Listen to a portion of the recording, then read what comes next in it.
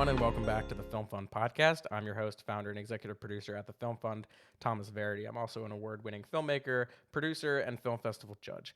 I started the Film Fund to give artists and filmmakers an easier, alternative way to get their film funded. Instead of working on an intensive screenplay, crowdfunding campaign, or grant application, you write one sentence pitching your film for a chance to receive up to $10,000 and other prizes to make it.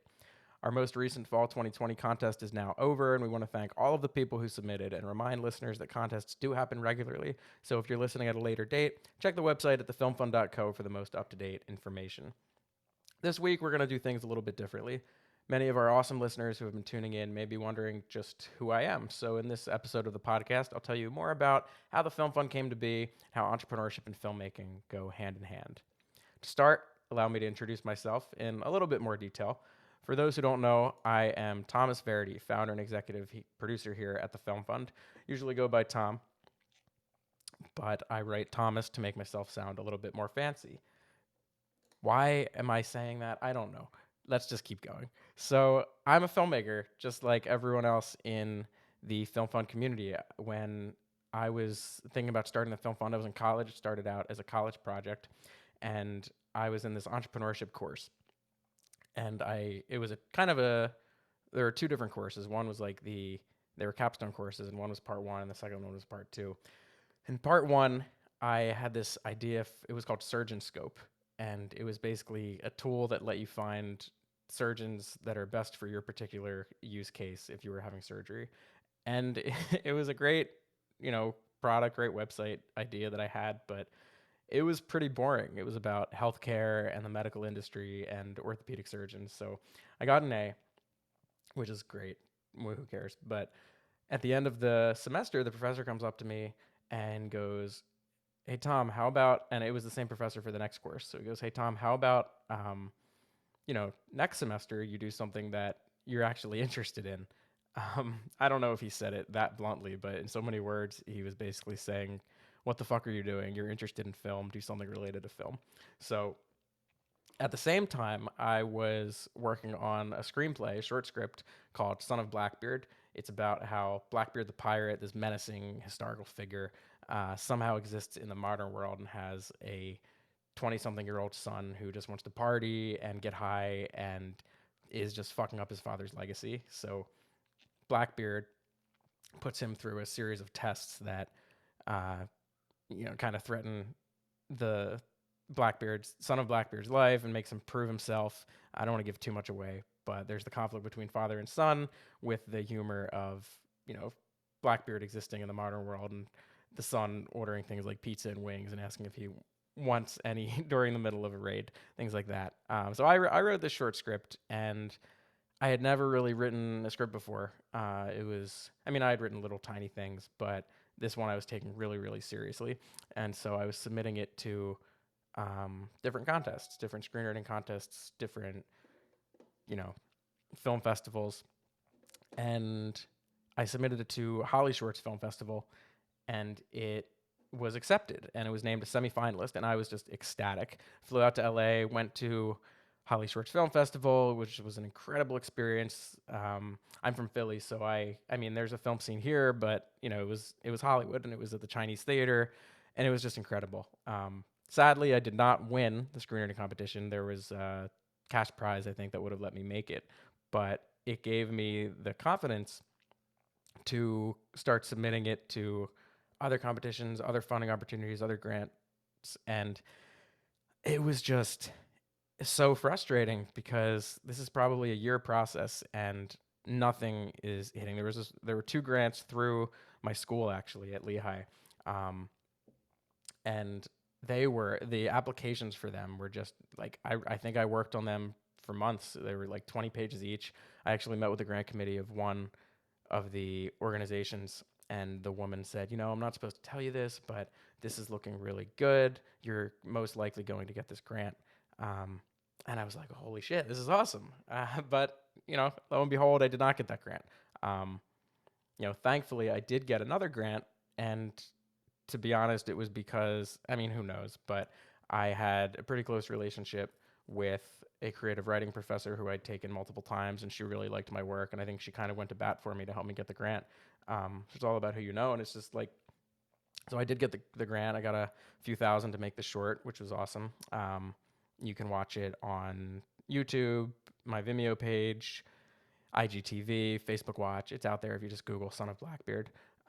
It'll come up. But it was just so, and it got into some festivals too once I finally made it. It got, I'm trying to think of the, I didn't prepare to plug this right now as well as I should have, but it premiered it won Best of Fest at Bucks Fever Film Fest in the Philadelphia area. It was at First Glance Film Festival in Philadelphia. It won the Cape May Film Festival. It won the New Hope Film Festival. You can go to my website, thomasverdi.com, to see a full list of awards and nominations. It's also been nominated for Best Cinematography at Genre Blast Film Festival. So there are a handful.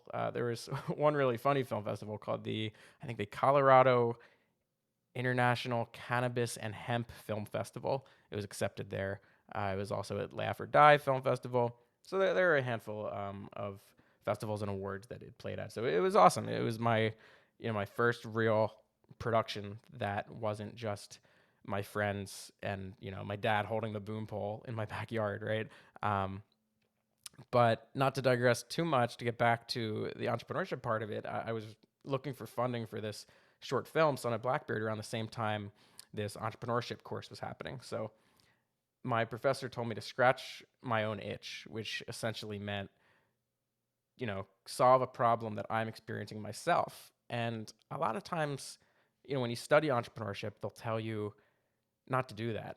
They'll tell you go out into the marketplace and find a problem that many people are having. Do some market research. Don't just create something for yourself that you think is cool.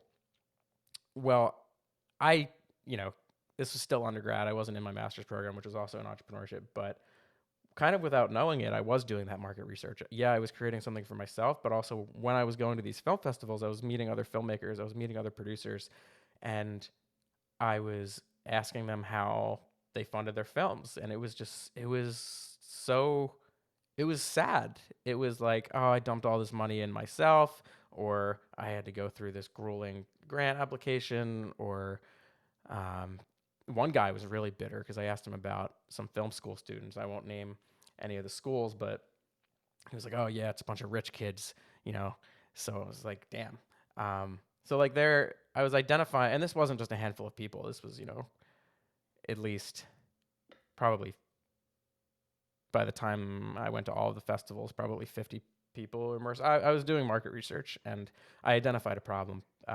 No one wants to fund short films, and they're largely self-funded, or they go through crowdfunding campaigns, which can be really great. We love screenwriting contests. We love crowdfunding campaigns. We love grants. But I realized there was an opportunity to do something a little bit simpler. So the beginning of the first idea for the film fund, actually, it wasn't a contest at all. There was no skill component to it. It was literally a lottery. I wanted to completely level the playing field, make it completely unbiased for everyone who entered. Make it just a funding pool. Submit. I think at the time I wanted to do like $50 or maybe $100. You just submit, and winners are picked at random from the funding, and we would take some of it as profit. Well, I was super excited because like the numbers on paper looked great based on the research I had done and different entries to other screenwriting competitions and people I had talked to. But after doing some research, a few Google searches, I realized that is completely illegal. You cannot run your own lottery I'm not sure if it's, I would imagine the whole United States, but at least in Pennsylvania, where I'm based, you can't do that without license from the state. So, the Pennsylvania Lottery has permission from the state of Pennsylvania to run their lottery. The film fund, this kid in college was not going to get permission from the state to run a film lottery. At least I didn't think that was a viable path to take at the time. There was one kind of funny loophole I found where if you owned a bar, you could run a lottery. It was almost, or a raffle or something that would have been the same exact thing, but you had to own a bar. So I briefly looked at purchasing a bar and maybe getting an SBA loan and doing that, but then that probably didn't last more than a day because I realized this: am I running a bar now, or am I starting a film funding company? So I sat back and I said, okay, well, keeping the same intent, leveling the playing field a little bit, not using a huge, grueling application or making people round up support for a crowdfunding campaign or working on a really, you know, putting hours into a screenplay. How do we mimic this lottery model, make it simpler, but still make it legal and fair to everyone who enters? Well, I remember the concept of a log line, you know, your and to make that even more relevant to entrepreneurship, pitching a project, what's your elevator pitch? Explain to me what you're doing in like a sentence, in the amount of time someone could be in the elevator with somebody. Explain to me what your project's about. And it's not easy. I mean, it is easy. It's simple. You can write it in a few seconds, but if you want a good entry, you have to sit down and think, what is my project really about?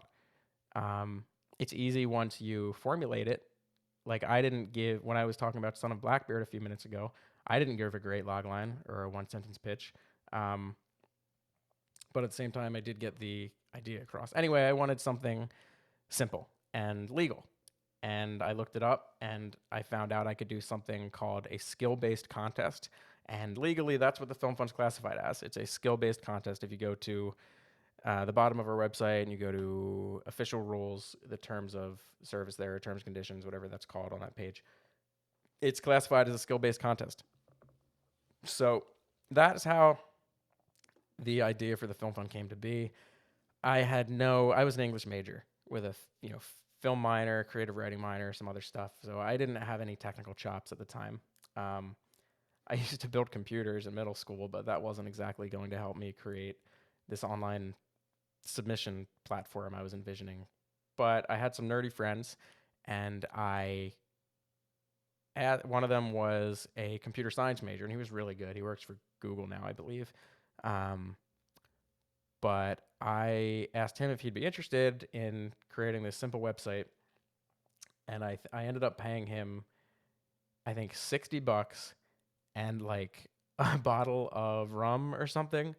I think it was maybe Captain Morgan. Captain Morgan, if you're listening, we would love a sponsorship for the Film Fund podcast. But anyway, like super cheap website. Like the amount of he was interested in it for the experience, and I think he learned a lot doing it. But probably should have been paid a little bit more. I didn't really have the money at the time.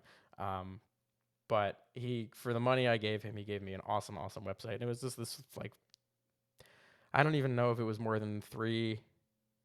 At first, it was just one page. Actually, my friend Jagar, different one than the guy who actually made the Film Fund website you could submit on. We did a one-page website where you would just enter your email address if you were interested in the idea.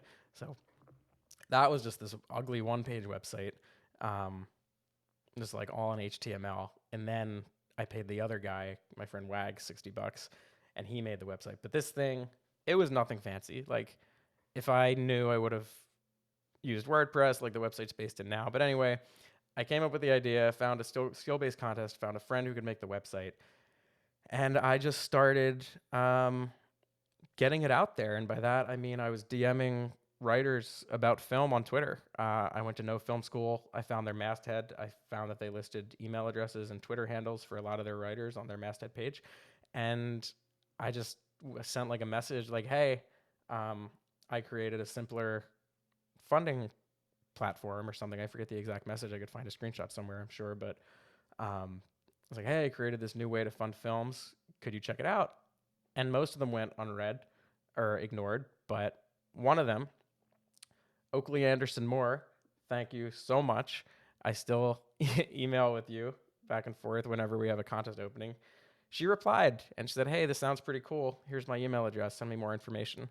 And she posted us on No Film Schools. They always have a big list of winter 2020 grants and contests. And we got posted on there. And and there was a little quote by me about what the Film Fund was from this tiny little website. And it just said like exactly what I've been talking about. I was frustrated with the industry. I saw crowdfunding dominated by people who already had followings and backgrounds and audiences, which is great, but it's a lot of work to do that.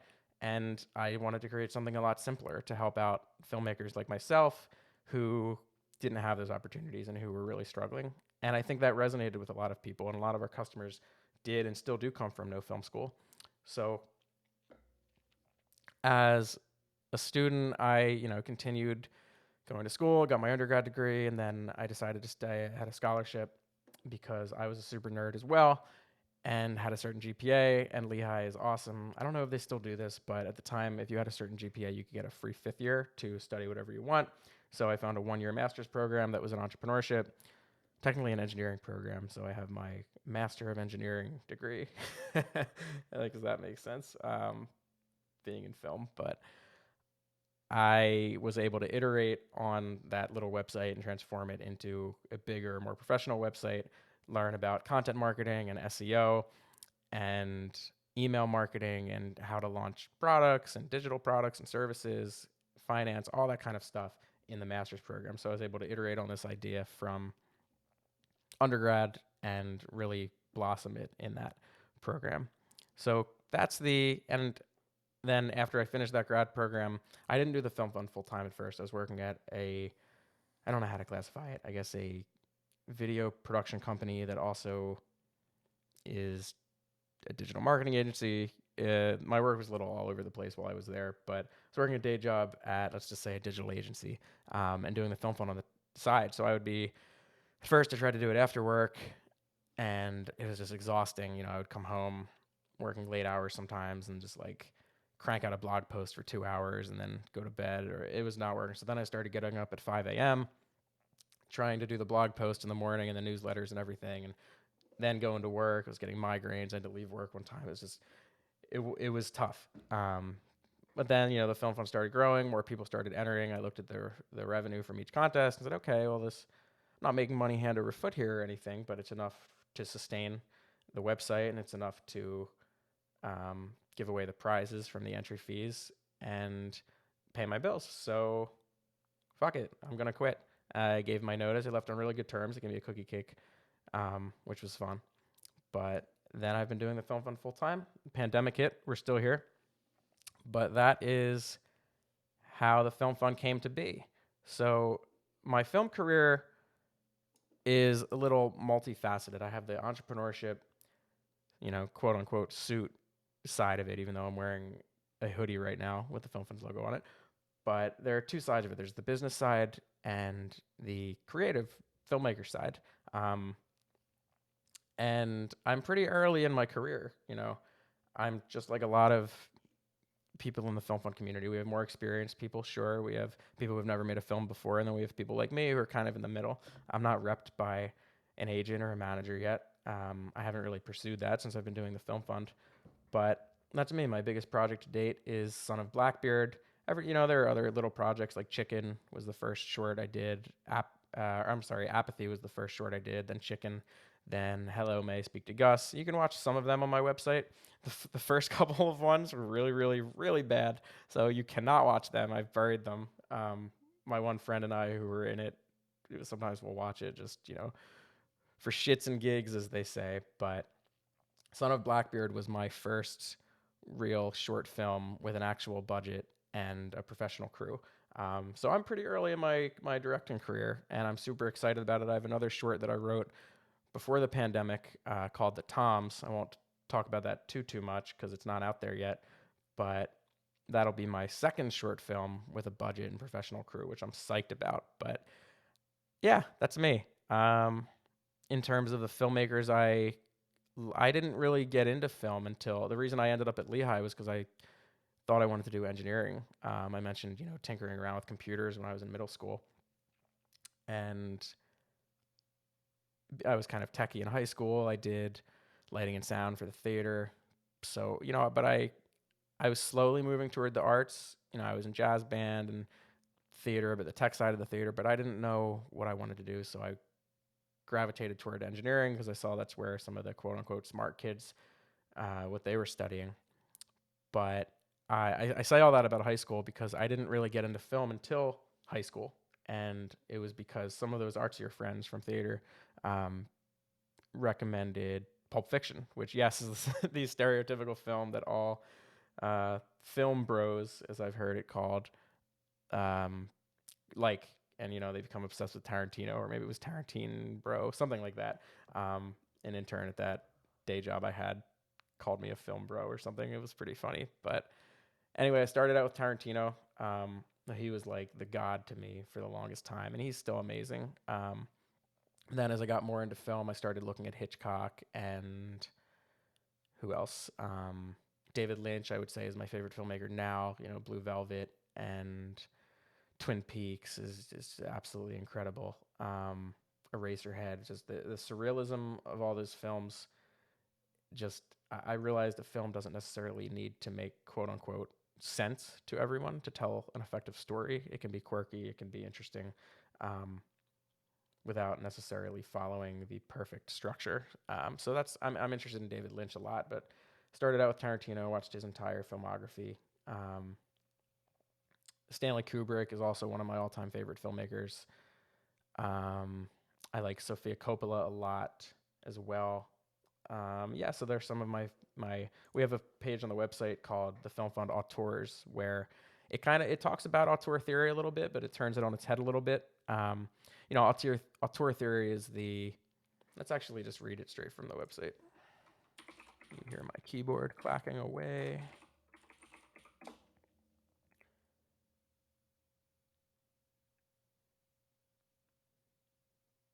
We are loading here. Here we go. So, what is film auteur theory? Generally, a writer-director, an auteur film director puts a personal stamp on everything he or she creates. Think Quentin Tarantino, Alfred Hitchcock, Martin Scorsese. Oh yeah, Scorsese, Wes Anderson. I wrote this, so obviously I put some of my favorites in there.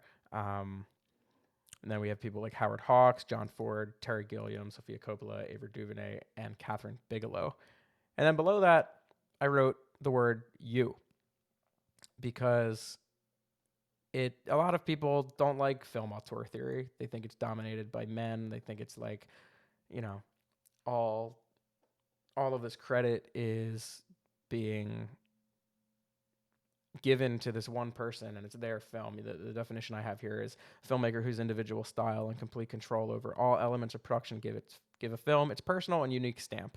A lot of people don't like that, but we turn it on its head a little bit, and write, the Film Fund wants to show off your stamps.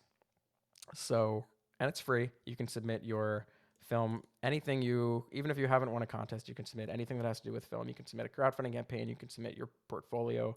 You can submit your latest short, your music videos, whatever. We want to show off your greatness with the community, and we'll feature it below. So you don't have to be this famous auteur established in the industry to get your work out there. You can go to our website, thefilmfund.co/auteurs. For those who are spelling challenged, since it's a weird word, it's AUTEURS. Yeah, so those are some of my favorite filmmakers. Tarantino definitely got me into film. I just thought I thought the black comedy of his. I didn't even know. Oh, obviously, duh. Martin McDonagh, just like in my opinion, is the ultimate master of dark humor, black comedy, whatever you want to call it. Just In Bruges, Seven Psychopaths, The Pillow Man. I don't think there's a film adaptation of The Pillow Man, but The Pillow Man's a play that is just honestly so fucked up. There's like I did the soundboard for it for a play at Lehigh because I was involved in theater for my first year there. And I just remember like something about Jesus, but there were chainsaws involved, and it was just, I'll have to watch it again. But I just remember I was like, what the hell am I watching? Kind of similar to David Lynch in a way, in terms of the reaction I got from it. But those are some of my favorite filmmakers and auteurs. Thought I'd take a little minute to plug our auteurs page there as well. If you have a film that you've been working on, you really want to get it out there, and show people without having it be curated or accepted by somebody. We'll just post it as long as it's not like pornographic or violent or something like that. We don't really experience any of that anyway. I just have to put that up there for legal reasons. But I would say, in terms of the filmmakers who inspired me the most, like I was saying, it was, I think, David Lynch, because it's so rare to see surrealism be accepted at a commercial scale like his films have been in the United States. we'll look at, in college. I did a film studies minor, and we looked at different, excuse me, foreign films. And sure, there was surrealism there, but in terms of the commercial United States films, I don't see a lot of surrealism. I mean, you've been getting that a little bit more with more recent horror films, like maybe Midsummer has some surrealism in it, but it's just so inspiring to be able to write something crazy that has an effect on the audience and is just a box office smash as well, and again gains, or maybe not even box office smash because I don't have the numbers in front of me. I could be wrong there, but just has such a following, such a cult following. I mean, look at Twin Peaks; they had 2 seasons. That's it, and it's a lot of people think it's one of the greatest shows of all time, and I agree. So I think David Lynch inspires me a lot. Tarantino, obviously, he pushed the boundaries with, Reservoir Dogs, Pulp Fiction, all of that. I mean, talking about black comedy, oh fuck, I shot Marvin in the face. That is just, it's, I had a roommate in college who, great guy, still friends with him, uh, but like very straight laced. He was a civil engineering major, and we were watching Pulp Fiction, or I was watching it, and he came in, and Marvin, this guy, gets shot in the face in the back of a car. And Travolta says, "Oh shit, I just shot Marvin in the face." And Robbie, my roommate, just bursts out laughing. And I was like, objectively, that was the thing to myself. Objectively, this is a fucked up moment. Like someone was just murdered in cold blood in the back of a car in broad daylight, and the blood goes everywhere. And it was by accident.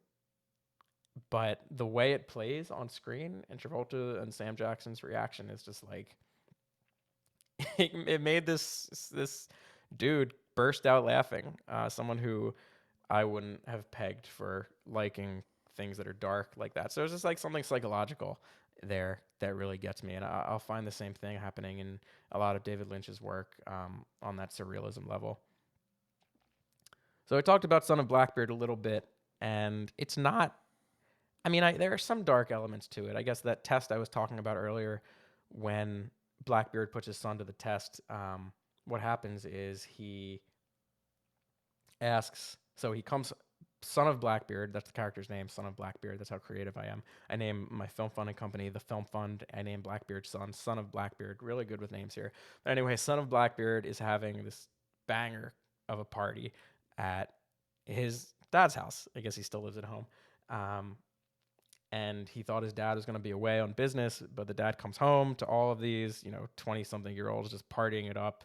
And he gets pissed. So he says that Son of Blackbeard's ruining, the family name. We're Blackbeards. Uh, and he tells him that his loot, he was home early from a raid. He tells his son that his loot for the week, he has it in storage. And he tells Son of Blackbeard to bury it by sundown tomorrow.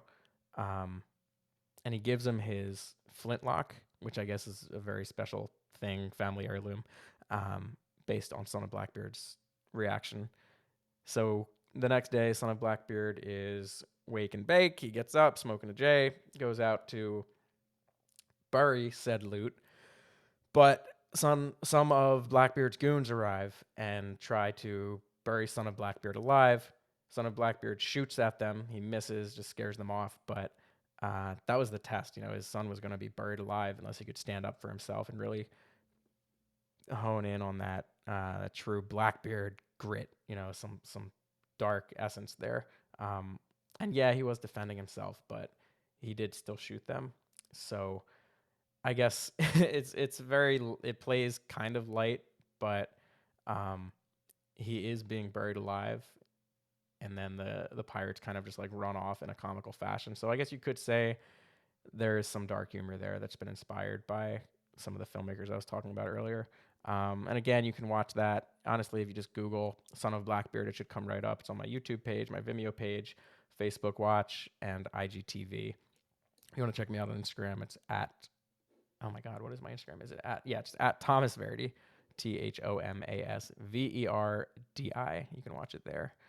So it wasn't easy to fund Son of Blackbeard. I got really lucky. I was a good student.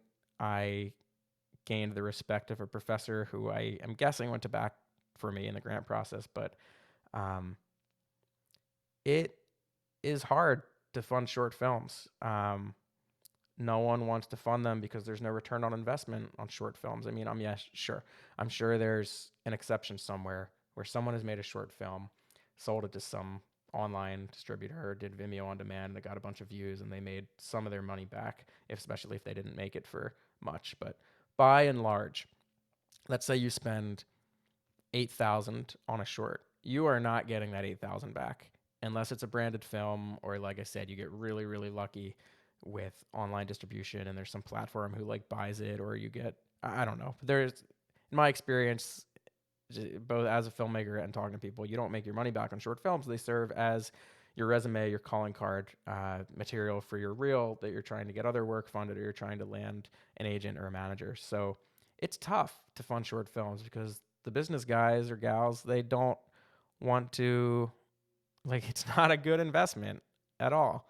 Um, so, trying to get funding for Son of Blackbeard really inspired the film fund, and it was really that arduous process with the grants and screenwriting contest, and how expensive it was too. I mean, some of these screenwriting contests are like $80, especially if you get into the extended deadlines. Sometimes we've extended our deadlines at the film fund here, but we don't charge more for it, just because it's so much. So I also, aside from wanting to make the submission process a lot simpler, you can enter in sure, you should workshop your sentence, but you can enter in a matter of seconds if you wanted to. It costs $25 to submit. That's it. If you want to receive feedback from our judges, you can spend an extra $10 to receive detailed feedback, a few paragraphs on how you can improve your sentence, what's good about your sentence, what's not so good about your sentence, what our judges look for, things like that. So we're different in a couple of ways. We're different in the amount of time it takes to prepare your application, the amount of time it takes to actually submit, and then the cost of submission as well, $25. I think initially wanted to make it 50, but I was worried that, it's only one sentence. It's not a full screenplay. Let's make it 25. Let's make it a little bit easier to submit here.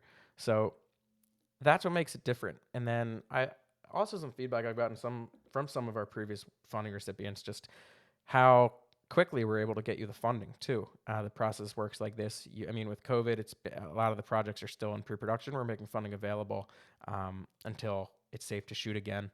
There are some productions happening a lot on the corporate side, but there are a lot of restrictions. And for indie filmmakers, getting that person in place and all those, PPE measures is just not.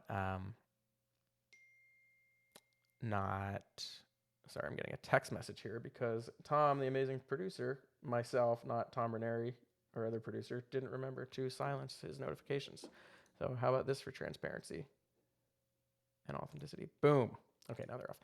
So what was I saying? Oh yeah, just, protective measures are going to be so expensive for indie filmmakers. They would much rather put that money to equipment or cast and crew. So we're allowing them to wait. But anyway, how the funding works is, once you shoot your film, you submit an expense report with the completed film. We go through that expense report and verify the film was made, and you spent all the money on things related to film and what you said you were going to spend it on. You didn't have a massive party and then just use the funding for nothing film related. So we go through that expense report, make sure that all makes sense, and then within about a week or so, we get you the funding. So it's super simple, super quick. Sometimes, like with that grant organization, I met with them twice and I didn't even get the grant. With the film fund, you submit, chosen as a winner. The contest periods are about 2 months long. We announce the winners a month after that final deadline. And then, not non-COVID times, you could go shoot your film the next day. Let's say it's a 4-day shoot. The following weekend, you could have your money from us on reimbursement. So that's also something that makes us a lot different. We're very, very efficient in terms of the funding. We'll either send you a check or a PayPal, whatever you want to do. So I've been saying over 20 filmmakers we've funded so far, but let's actually go to the website to see how many we do have.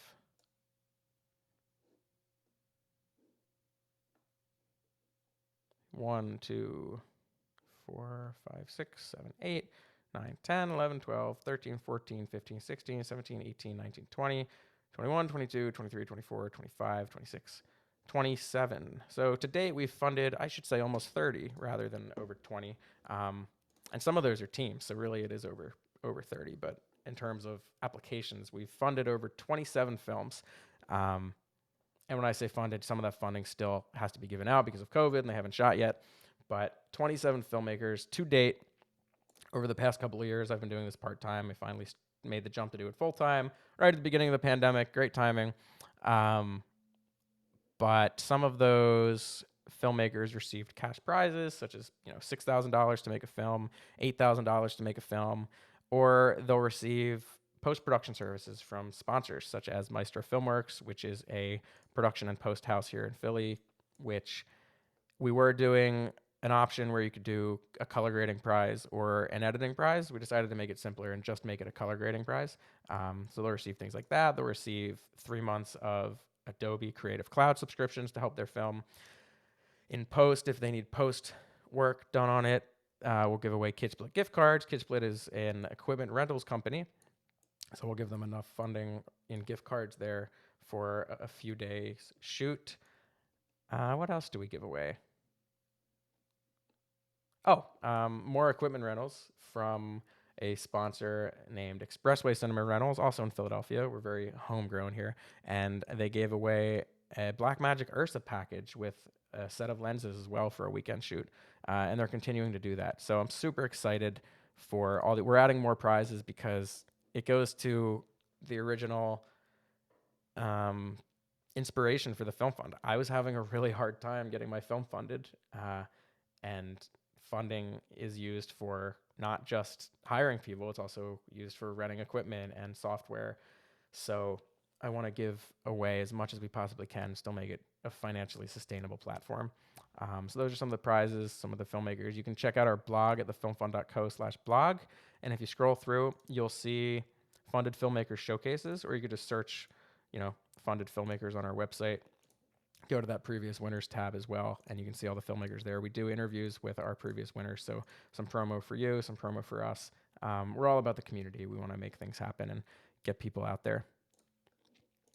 So some of my favorite contest entries, we don't release them until the shorts are actually released online, but we do have some. If we go to real examples here, you can see some of my favorite entries that have won. So let's see here. So one of my absolute favorite entries is for Treehouse, and it's a man struggles to understand why each attempt to build the perfect treehouse leaves him staring at an empty tree with no evidence of previous work. The funding will go to creating multiple treehouses. And that was it was so existential and funny to me. I just thought it was great. And I'm not the only one who picks the films. Obviously, we have a full judging panel who you'll come to know if you keep listening to the Film Fund podcast. We've interviewed one of them so far, Avi Seton, but these are just some of my favorites. I really liked that because it kind of gets that what the fuck aspect of film involved, kind of like what I like in David Lynch's films and what I was talking about earlier. This guy he's trying to do this thing for his family, and it's like pure existentialism. He's building a treehouse, and then the next day it's gone. Building the treehouse, next day it's gone. And great funding used to creating multiple tree houses. That word multiple is just like, we're putting so much work into making this authentic. We're not just going to get a shabby little, plastic tree house. We're actually creating multiple tree houses, and something really, and it related to that premise, which is something we look for too. If your funding use, obviously you're going to use more of the funding than just spending it on tree houses, but if it makes sense and it relates directly to your premise, that helps a lot as well. One funny line item in the budget I was going through in the expense report was, I forget the exact name of the book. I'll have to look at one of our old tweets, but it was like how to build tree houses for dummies. And I started cracking up. It was like, what is my job at this point? I'm verifying that someone is learning how to build a tree house for a short film, and they're reading how to build tree houses for dummies. I just thought that was hysterical. So future, that was one of my favorite entries. Also Sunday dinner. Let's see if I can find that as well. That one was just great too, and that'll be released extremely soon. I was actually emailing with Darren Miller earlier today about the release plans for that. We've been a little lenient because of COVID. Let's see here.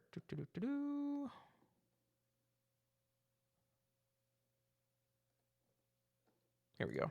I'm looking at a blog post called How Winner Don Finelli Created Conflict in His Movie Pitch. I want to give you the exact entry here. And if you check out this blog post too, it gives you a really, really in-depth explanation of what conflict is, not just for film either, conflict in terms of writing, and how it can create and drive plot, how it can reveal opposing beliefs from people, and how it can entertain by creating relatable context and, kind of emotional, dangerous, or exciting ways. So without further ado, Sunday Dinner is one of my all-time favorite pitches I've seen. An Italian-American man confesses to his passionate siblings that he is now vegan and refuses to eat their traditional Sunday meatballs, and I need money for DP and production design. And I just thought that was incredible because, like, Italian Americans, they love their food and their siblings are passionate. We go in this blog post, we go through how they use conflict-packed emotional words like passionate, confesses. It's not just like an Italian American man tells his sister he doesn't want to eat meat. It's like, no. An Italian American man confesses to his passionate siblings that he's now vegan and refuses to eat their traditional Sunday meatballs. Just like there's so much there. Traditional, refuses, passionate, confesses. Just like these conflict packed words. They bring so much. And the word traditional, Italian American, vegan, even Sunday meatballs. They're not just meatballs. They're traditional Sunday meatballs. Now, when you say he needs money for production design, it's like he's going to spend a lot of money on production design. One of the main uses of funding is going to go toward production design. Production design is, props and set dressings, things to really sell the world of the film and create that mise en scène. Like, I can envision what that kitchen looks like. Looks like my great-grandmother's kitchen. Well, I was never at my great-grandmother's kitchen, but excuse me, it looks like my grandmother's house, and she's making meatballs on Sunday. Maybe there's some like Catholic, statues or whatever they're called. So it was great. It packs a lot of emotion, a lot of conflict, and the funding use directly relates to that world and sells the world of the film. So that one is a really good sentence, and I'm super, super excited to release that soon. So I talked a little bit about how the Film Fund has come to be, but I haven't talked so much about the future of the Film Fund. So we have some pretty interesting projects in the works here. We're continuing with our Sorry, I took a sip of coffee before I got cold. Continuing with our contests, we're going to do 4 contest periods in 2020. We did 3 this past year. In a pandemic, I think that's pretty damn good. So thank you so much to everyone who entered and is still allowing this community to thrive. But we're going to do 4 next year. We launched a music video contest, and we didn't get a ton of entries, as much as I had hoped for. We wanted 100. We got a handful. We are still going to fund that music video, though, and pick a winner. But we may tweak that music video contest. We may get rid of it. I'm not sure. If you're listening and you really are excited about music videos, let me know, and we'll keep it. But that was one thing we tried. We may still do that. We have merch that's coming as well. You'll see I have this sweatshirt on, and the mugs. I've been drinking almost every podcast that have our logo on them. Honestly, I fucking love our logo. It's pretty cool. Thank you to Christopher Massey, who helped me design that logo way back when. But we have merch coming out very, very soon. We're using a third-party drop shipping company, so they're having some kind of technical problem in terms of calculating shipping costs. I don't want to just charge you guys flat rate and rip everybody off. So we're waiting for that to be sorted out, but we have merchandise coming. And probably the biggest project for the Film Fund is something I'm so excited to talk about. It's called FF Branded, and it's an agency. If you've been on our website and you go to any of the entry pages or even the homepage, there's a little disclaimer there. Not a disclaimer, but like a little teal highlighted section. And it says, if you enter any of our contests, you get to join our exclusive film funding network at no extra cost. In this community, you'll be repeatedly contacted with independent film funding opportunities. That's for FF Branded. Now, the hard part is going to be getting clients. That's always the hard part. But we have our first client, El Laundromat. and Hema Inturiano, a very, very talented filmmaker, shot that first film that'll be up on the website incredibly soon. It's going to be on ffbranded.com. But even if you enter the film fund and you spend that 25 bucks, that 35 bucks, and you don't receive funding or you don't receive a gift card or an Adobe prize, well, and it was only 25 bucks. You didn't shell out like 80 or 100 like some of the other expensive contests out there. Um, but you get to join a Discord server and you can chat with other filmmakers. There's a freelancers tab to hire people for your production or maybe even get gigs yourself. You can just share your work. You can talk about film. You can ask me what I had for lunch. I'm on there, and it's all instant messaging too. So that's one perk. But the other perk is, if we get a corporate client who wants a video produced, we're very into branded film, and everyone is a filmmaker in this community. So we push branded films that are very story based, very narrative based, or documentary. Um, but and there's no cost to submit to them. We'll create a brief based on what the client needs. We'll send that request for pitch out. It's like the RFP process almost, but I call it request for pitch to make it a little more film related. And you submit your pitch. It might not be one sentence, it might be a little bit more detailed, but there's no cost to submit. So I'm very, very excited about that. The site it's technically live, but we don't have Hema's film up there yet. That film is called Superhero Mom, and it's a pandemic film about how, single mom is working at home and trying to raise her kids, but they run out of clean clothes, but there's a pandemic, so they're afraid to go outside, but then they go to the laundromat and it's all safe and clean, and they do their laundry there safely. And it's a great little film. It's amazingly shot. I think they shot it on Red. That'll be up very, very shortly, hopefully by the end of this week, if I can get my butt in gear and get it on the website. But I'm so excited for that. And if you're a brand out there listening, we'd love to produce a film for you. So you can contact me at tom@ffbranded.com and check out the website there if you're interested in that. What I have in store personally is working on the film fund and growing FF Branded. That's kind of my entire life right now. I do have that other short, the Toms that I mentioned, but that's on the back burner for now. We were in pre-production. We were putting a budget together to shoot it. I say we, the other co-producer is also named Tom, who is different than the Tom Ranieri, who is the producer with the Film Fund. This is Tom Smith.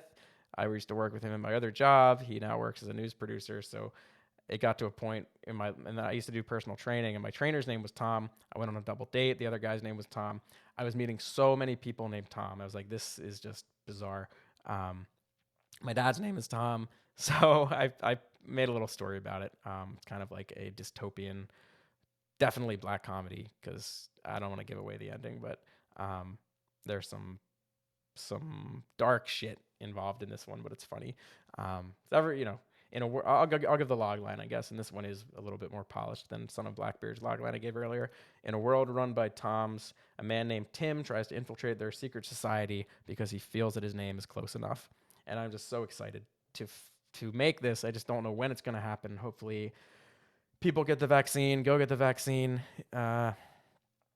and maybe spring, summer we'll be able to shoot it. I don't know, but that's coming in 2021 as long as things settle down with COVID cases and small little indie productions can safely return and not bankrupt us.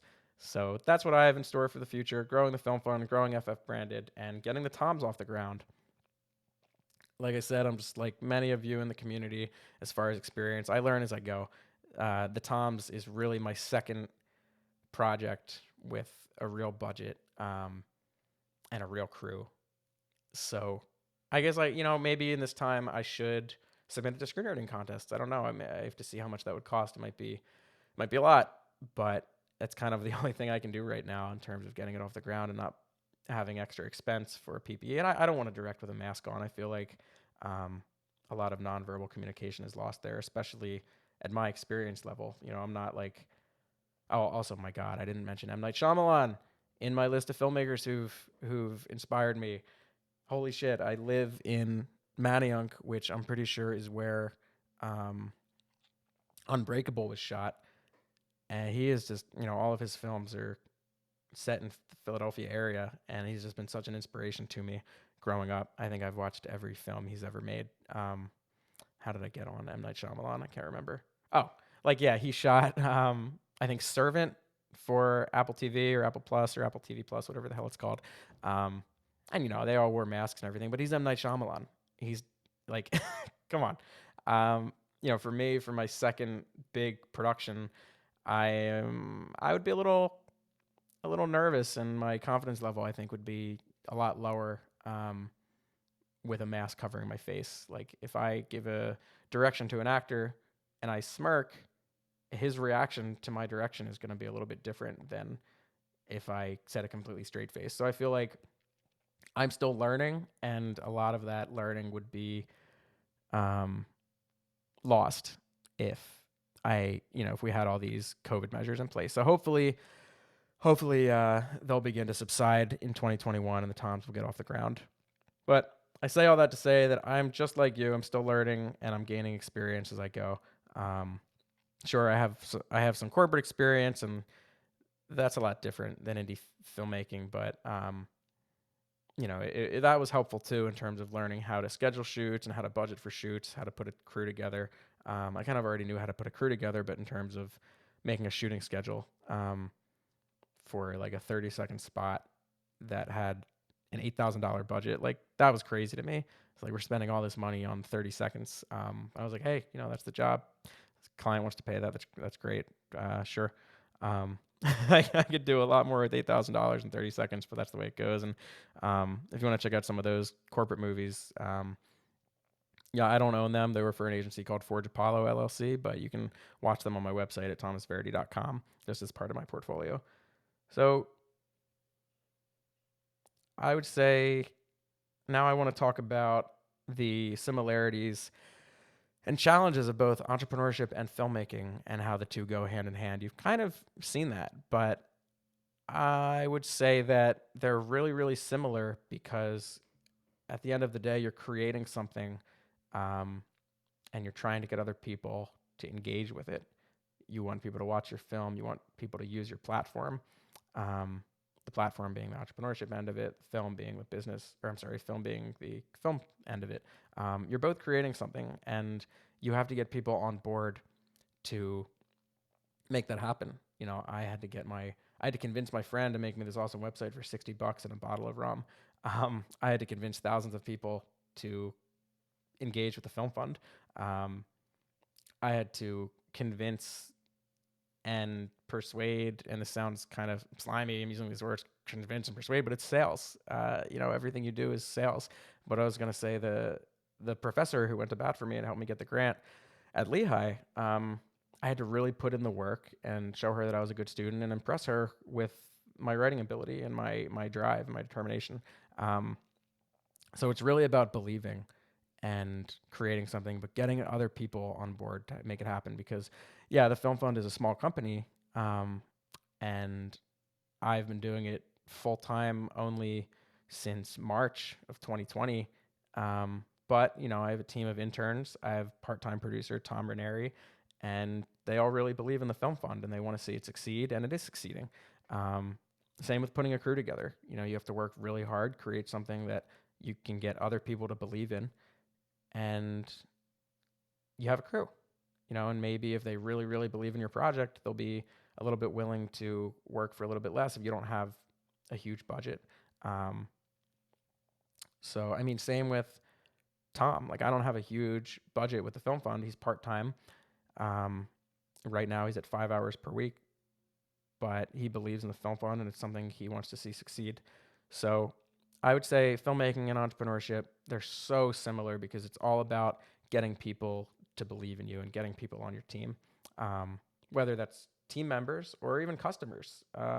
Customers in terms of entrepreneurship, and audience members in terms of film, who, if you're looking at a big feature film, your viewers are customers because they're paying to watch your film. So they're customers at the end of the day too. You're creating a product, and yeah, it's art infused and creative, and it can be magical, but it's a product at the end of the day.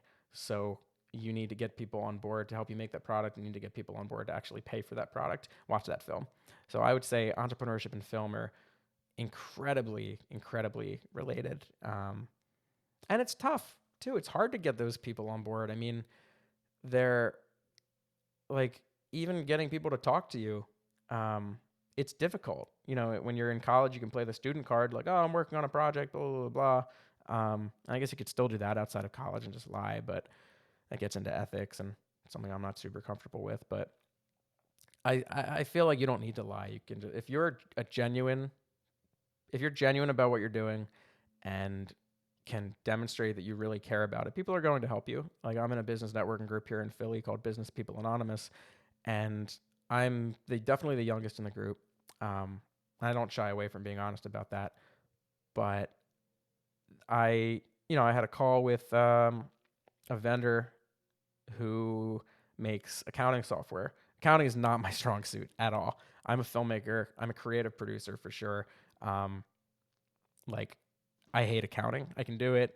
Obviously, I run the film fund, so I'm not terrible with numbers, but um, I just hate accounting. So I was having a call with this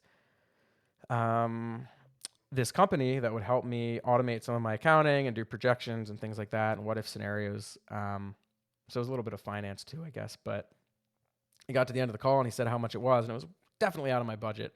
And I pretty much told him that. He was like, hey, listen, like, I talk with you every month and part of this group, and I really value what you're doing. If you want some help, I can help you out and show you how to use QuickBooks and things like that, just for free. He's like, I really value that community. So it's all about community. At the end of the day, it's being genuine, demonstrating that authenticity, and good things will happen. And if you don't succeed, you will fail. Well, how about that nugget? If you don't succeed, you will fail. But what I'm trying to say is, even in failure, there will be successes if you are a genuine person and you really showcase that you have drive and you want to create something. You're going to learn, and that failure will be a success, is what I'm trying to say. So, any tips I have for aspiring filmmakers and producers? I would say don't be afraid to fail. It's not new advice, but it's something that in my career, I look at my failures and I don't see them as failures. I see them as lessons learned and impetus to keep striving forward. There's a question here prepared for me that says tips about the financial side of movie making. I would say don't be obsessed with getting a big budget.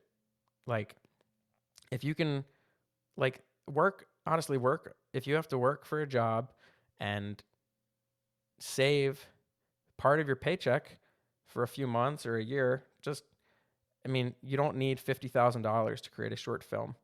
You don't need $8,000 to create a 30-second video like I did at my other job. You can make something really, really amazing for not a lot of money. Grab your friends, grab a boom mic, grab some equipment. Oh my God, another project that we're doing on the Film Fund is a resources page. It's launching hopefully in the next few weeks. It's just a recommendation of, and yes, a disclaimer, it's affiliate marketing. We're recommending products and software, and we may get a percentage of those sales if you do decide to, purchase the items after visiting our website. But it's a recommendation on some awesome starter gear, some awesome resources for digital marketing. So I'm saying all that to say, go get some of that gear that we're going to recommend on that website. It'll be at thefilmfund.co/resources. And grab some of that, grab some friends, and make something. And if you want to make it look amazing and have production value, save up from your day job for a few months or a year and invest in yourself and put that into a film. Now, I think you should also invest in savings account and investment account. But if you're able to make it work, just save up. If you got $1,000 or $2,000 and grab some buddies and hired some actors and maybe a crew member or two, you can make something incredible. So now, all of my experiences from short films, I have not produced or directed or done anything with a feature other than written a few that are on my hard drive. But so take that with a grain of salt as well. But I would always say, when you're making a movie, when you're making a short film, don't obsess over the budget. Save up a little bit, or submit to the film fund, get a few thousand, or 6,000 or 8,000 or whatever we can give out based on the number of people who enter, and just make something. Work backwards with what you have, I think, is a good piece of advice. Don't obsess over, I need $20,000 to make this film because I need to hire this guy and this gaffer. And no, how about here's $5,000? What can you make with that? And that's what I would say.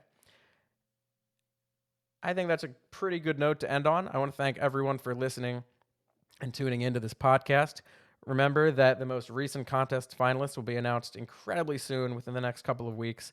We have up to $10,000 being awarded to documentaries, narratives, music videos. We have Maestro Filmworks sponsoring a color grading prize, as we talked about. We have KitSplit gift cards. We have Adobe Creative Cloud subscriptions.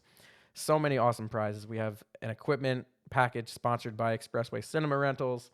We want to make films happen, and you'll be finding out very soon who is making those films in the next few weeks as we announce the winners via our email newsletter. So once that's announced, we'll also put those winners up on social media and our website. So be sure to check the website regularly, thefilmfund.co. That's .co for the most up-to-date information. And remember that our blog, thefilmfund.co/blog, is filled with great filmmaking and producing tips. So check that out and sign up for our newsletter. Follow us on social media, Facebook, Instagram, Twitter, LinkedIn, to stay up to date on what's happening at the Film Fund. Again, I want to thank you for listening and watching, because I'm also on the video here. And remember to tune in every Friday, wherever you watch podcasts, for new episodes. I am your host, founder and executive producer at the Film Fund, Thomas Verdi, and thank you for listening to the Film Fund podcast. Goodbye.